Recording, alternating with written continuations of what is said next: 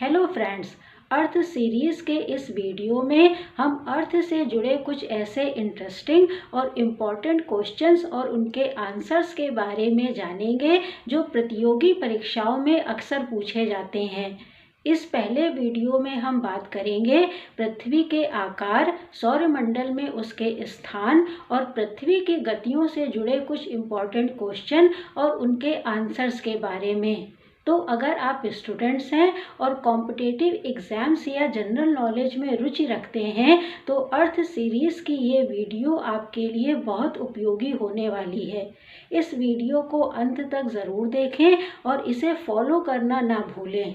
तो आइए शुरू करते हैं इस पहले क्वेश्चन के साथ। पृथ्वी का आकार कैसा है?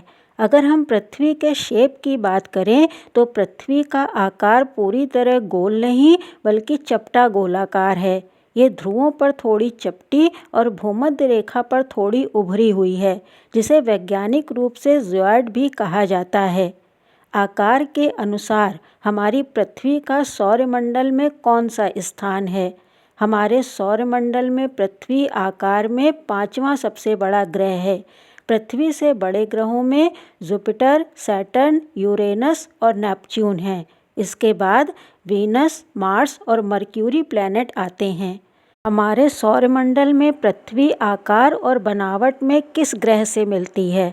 हमारे सौरमंडल में वीनस प्लैनेट आकार और बनावट में पृथ्वी के सबसे करीब है। इसलिए वीनस प्लैनेट को अक्सर पृथ्वी की जुड़वा बहन भी कहा जाता है, क्योंकि दोनों प्लैनेट्स का डायामीटर लगभग बराबर है।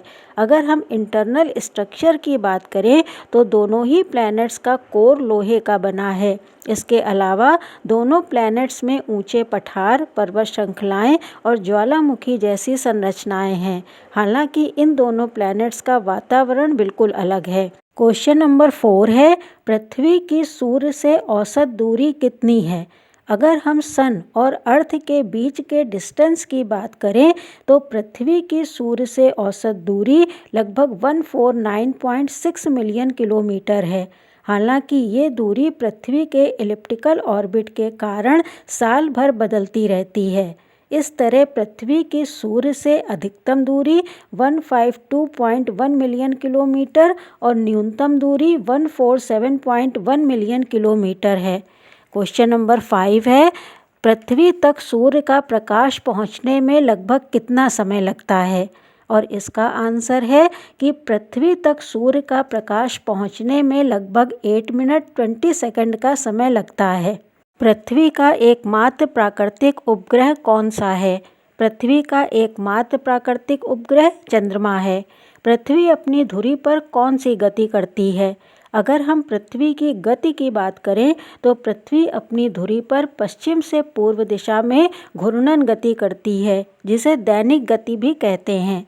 पृथ्वी की सूर्य के चारों ओर चक्कर लगाने की गति क्या कहलाती है? पृथ्वी की एक डेफिनेट एलिप्टिकल ऑर्बिट पर सूर्य के चारों ओर परिक्रमा करने की गति को परिक्रमण या वार्षिक गति कहते हैं। पृथ्वी अपनी धुरी पर एक चक्कर कितने समय में पूरा करती है? पृथ्वी अपनी धुरी या एक्सेस पर एक चक्कर लगभग 23 आवर्स 56 मिनट्स 4 सेकंड में पूरा करती है, जिसे पृथ्वी दिवस कहते हैं, और इसी कारण अर्थ पर दिन और रात होते हैं। पृथ्वी को सूर्य के चारों ओर एक परिक्रमा पूरी करने में कितना समय लगता है? पृथ्वी अपनी अंडाकार कक्षा में सूर्य के चारों ओर एक चक्कर लगभग 365 डेज 5 आवर्स 48 मिनट्स और 46 सेकंड्स में पूरा करती है। पृथ्वी की इस गति के कारण पृथ्वी पर ऋतु परिवर्तन होते हैं।